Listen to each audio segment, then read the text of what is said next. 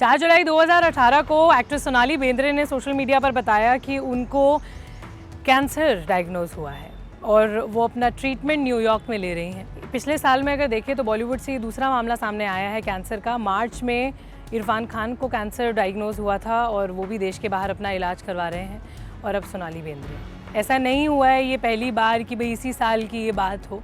इससे पहले भी हमारे फेवरेट स्टार्स को इस नामुराद बीमारी ने घेरा है। उनकी जंग हुई है, कुछ जीते हैं कुछ हारे हैं, लेकिन आज हम आपको वो बताने वाले हैं जो शायद आप नहीं जानते होंगे कि कौन से एक्टर्स को, कौन से लोगों को बॉलीवुड के कैंसर ने घेर लिया था और क्या हुआ। पहला नाम है मुमताज़। स्टंट एक्ट्रेस से करियर शुरू किया था। 60 और 70 के दशक की टॉप एक्ट्रेस बनने वाली मुमताज़ को एक दौर में कैंसर से जूझना पड़ा था। ये सब हुआ तो फिल्मों में उनको काम करना बंद करना पड़ा। मुमताज़ को ब्रेस्ट कैंसर था। उन्होंने ये लड़ाई लड़ी और जीती। अपने एक इंटरव्यू में मुमताज़ बताती हैं कि कैंसर उनकी पर्सनल लाइफ की समस्याओं की देन है। शादी के कुछ ही समय बाद उनके बिजनेसमैन पति मयूर माधवानी का किसी और के साथ अफेयर था। इसका बदला लेने के लिए मुमताज़ भी किसी के साथ रिलेशनशिप में आ गई।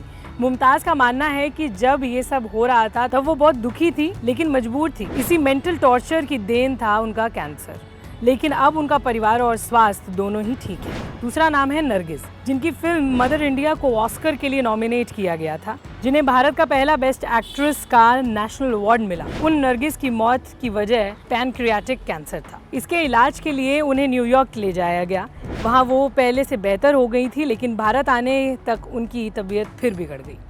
कुछ ही समय बाद 3 मई 1981 को मुंबई के ब्रीच कैंडी हॉस्पिटल में उनकी मौत हो गई। 50 से ज़्यादा फिल्मों में काम कर चुकी नरगिस की मौत उनके इकलौते बेटे संजय दत्त की पहली फिल्म रॉकी की रिलीज से 3 दिन पहले हुई थी। वे सिर्फ 51 साल की थी। तीसरा नाम है लीजा रे। बॉलीवुड एक्ट्रेस लीजा रे भी कैंसर का शिकार हो चुकी हैं। साल 1994 में अपना फिल्मी करियर शुरू करने वाली लीजा कनाडाई फिल्मों के अलावा भारत के कई भाषाओं की फिल्मों में भी काम कर चुकी हैं। उन्हें कसूर, वीरप्पन, इश्क फॉरएवर जैसी फिल्मों के लिए जाना जाता है। 23 जून 2009 को लीजा ने बताया कि उन्हें ब्लड सेल कैंसर है। अप्रैल 2010 में लीजा ने स्टेम सेल ट्रांसप्लांटेशन के बाद खुद के कैंसर ठीक होने की जानकारी भी दी थी, लेकिन लीजा की बीमारी अब भी पूरी तरह ठीक नहीं हुई है। चौथा नाम है Anurag Basu. Life in a Metro, Gangster, Murder और बर्फी जैसी फिल्में डायरेक्ट कर चुके फिल्म मेकर अनुराग बासु भी कैंसर पेशेंट रह चुके हैं। अनुराग को ल्यूकीमिया था। ये एक तरह का ब्लड कैंसर होता है।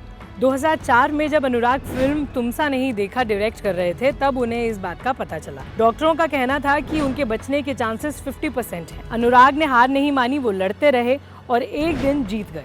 उनका कैंसर ठीक हो गया। अपने इलाज के दौरान ही उन्होंने लाइफ इन अ मेट्रो और गैंगस्टर की स्क्रिप्ट लिखी थी। अगला नाम है मनीषा कोइराला। संजय दत्त की बायोपिक संजू में मनीषा ने नरगिस का रोल किया है। ये एक अजीब इत्तेफाक रहा है कि नरगिस की तरह मनीषा भी कैंसर पेशेंट रह चुकी हैं। फिल्म खामोशी, दिल से, बॉम्बे और मन जैसी फिल्मों के लिए जानी जाने वाली मनीषा को नवंबर 2012 में ओवेरियन कैंसर हो गया था। उन्हें इस बीमारी की भनक भी नहीं थी। जब उन्हें बहुत कमजोरी लगने लगी तो वो काठमांडू के एक हॉस्पिटल गई। वहाँ भी उन्हें ये पता नहीं चला कि उन्हें क्या हुआ है।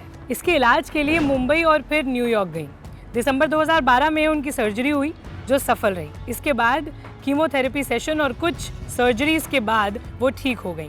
2013 में वो पूरी तरह से कैंसर मुक्त हो गई थी।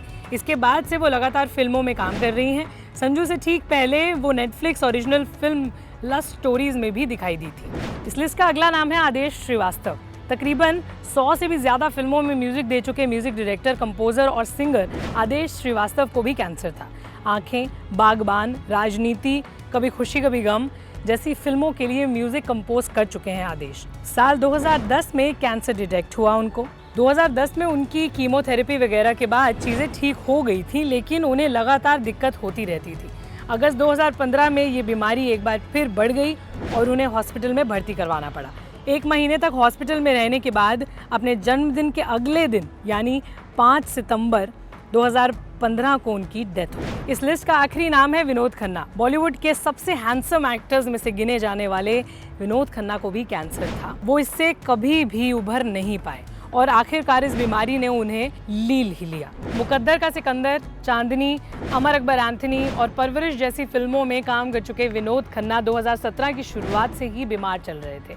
हालांकि उनके परिवार ने उनके स्वास्थ्य से जुड़ी कोई भी बात मीडिया से कभी शेयर नहीं की। 2 अप्रैल 2017 को उन्हें हॉस्पिटल में भर्ती करवाया गया। तकरीबन 25 दिन तक वो हॉस्पिटल में रहे और 27 अप्रैल की सुबह डिहाइड्रेशन से उनकी मौत हो गई, जिसके बाद पता चला कि वो काफ़ी समय से एडवांस ब्लड कैंसर से जूझ रहे थे। ये बातें बताने में ही कितनी दुखद हैं, और जब हमारे चहेते स्टार्स के साथ ऐसा होता है तो और भी ज़्यादा बुरा लगता है। चाहे किसी के साथ भी हो, बुरा लगता है। अगर आप ऐसी और वीडियोस फिल्मी जगत की देखना चाहते हैं तो आप ललन टॉप के पेज को फेसबुक पर लाइक कीजिए, और यूट्यूब पर अगर आप ये वीडियो देख रहे हैं तो हमारा चैनल सब्सक्राइब कर लीजिएगा। Thank you.